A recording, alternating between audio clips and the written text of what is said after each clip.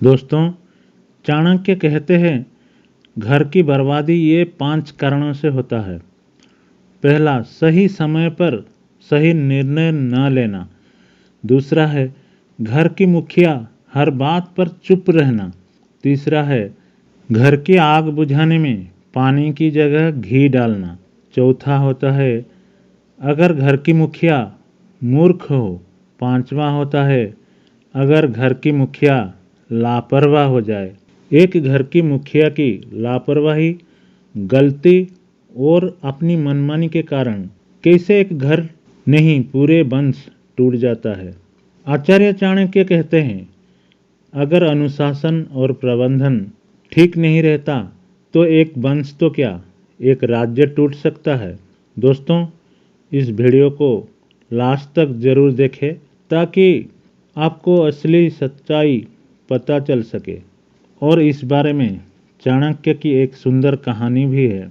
Video में नए हो तो सब्सक्राइब जरूर करें और वीडियो को लाइक कमेंट करना बिल्कुल भी ना भूलें।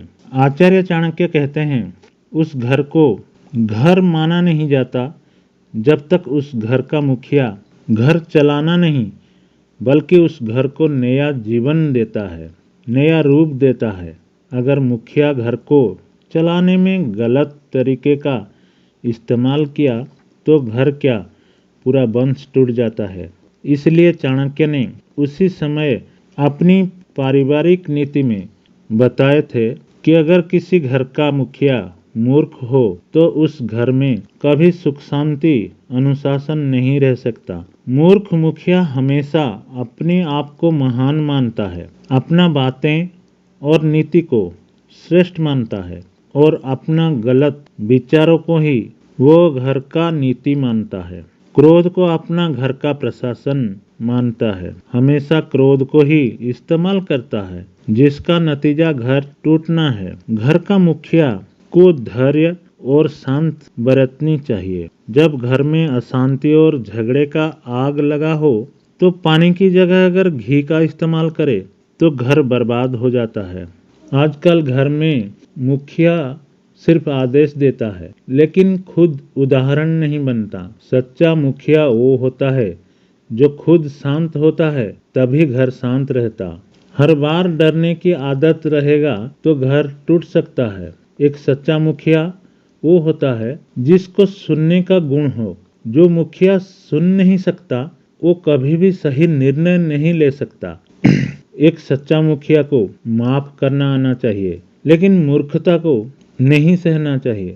आजकल मुखिया हर गलती माफ करता है या फिर हर गलती पर इतना सजा देता है कि लोग डरने लगते हैं। घर तब टूट जाता है जब एक मुखिया सही निर्णय लेने में डरता है। उसकी बेटा बेटी पत्नी सब अपनी अपनी मनमानी करते हैं। वो अपना अपना निर्णय को सही मानते हैं और अपना अलग अलग रास्ता ढूंढते हैं और वो अपना अलग अलग रास्ता चुनते हैं। आचार्य चाणक्य कहते हैं घर का पतन तब शुरू होता है जब उसका मुखिया केवल उसका अधिकार जताता है पर स्वयं कोई आदर्श नहीं बनता। घर का मुखिया वो होता है जो नई नई दिशा दिखाए।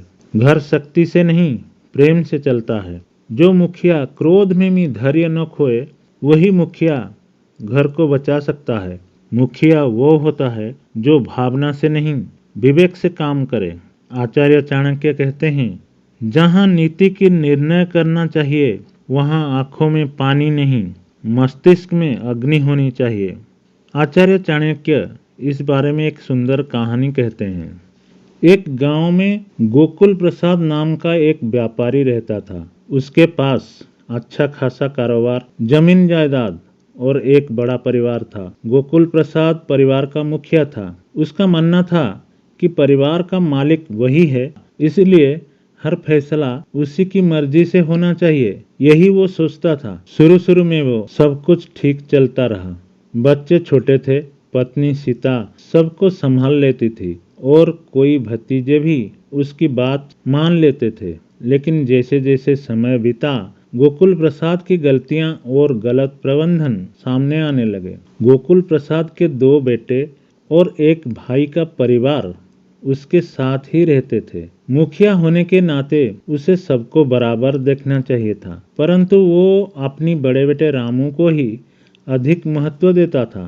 हर काम में उसकी ही राय लेता था और छोटे बेटे श्याम तथा भाई के बेटे की बातों को नजरअंदाज कर देता था। धीरे धीरे परिवार में असमानता का भाव पैदा हो गया। छोटे बेटे को लगता कि उसकी मेहनत को कोई महत्व नहीं मिलता है और भाई के बच्चे को लगता कि वे घर में पराये हो गए हैं।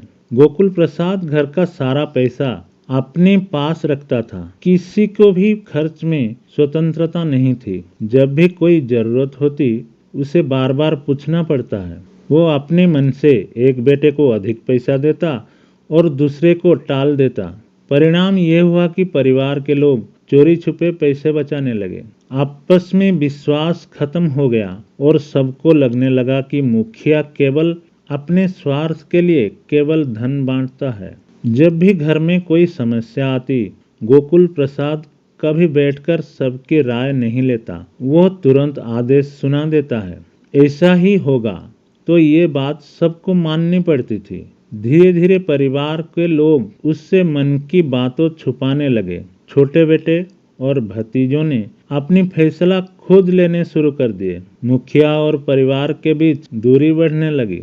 गोकुल प्रसाद की पत्नी सीता ने बार बार गोकुल प्रसाद को समझाती कि घर प्यार और विश्वास से चलता है, केवल हुक्म से नहीं। लेकिन गोकुल प्रसाद उसकी बातों को हर वक्त अनसुना कर देता। उसे लगता था कि सब उसकी कमाई पर चल रहे हैं, इसलिए सबको उसकी बात माननी ही चाहिए। परिवार के रिश्ते में दरार आ गई। भाई का परिवार अलग होने की सोचने लगा और छोटे बेटे श्याम ने भी अपने लिए अलग दुकान खोल ली। एक दिन बात इतनी बढ़ गई कि छोटे बेटे श्याम और भाई ने साफ कह दिया, अब हम अलग रहेंगे। हमें अपनी मेहनत और अपनी जिंदगी अपने हिसाब से जीना है। गोकुल प्रसाद ने उन्हें रोकने की कोशिश नहीं की, बल्कि गुस्से में कहा, जाओ, जिससे जाना है चला जाओ। मैं अपनी बड़े बेटे रामू के सहारे सब संभाल लूंगा।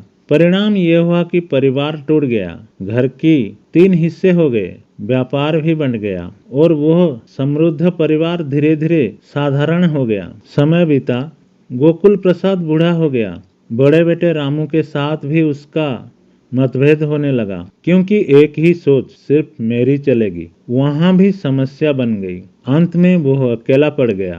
उसे समझ आया कि परिवार की असली ताकत केवल पैसा नहीं, बल्कि बराबरी, विश्वास और संवाद होता है। घर की मुखिया अगर सही प्रबंधन न करे, सबको बराबरी का महत्व न दे, धन और जिम्मेदारियों में पारदर्शिता न रखे, सबकी राय और भावनाओं को न सुने, तो धीरे धीरे घर की नींव कमजोर हो जाती है और आखिरकार घर टूट जाता है। घर की मुखिया केवल नाम का नहीं, बल्कि व्यवहार और निर्णयों से परिवार को जोड़ने वाला होना चाहिए। दोस्तों, वीडियो कैसा लगा कमेंट में बताएंगे। आज के लिए इतने ही, धन्यवाद।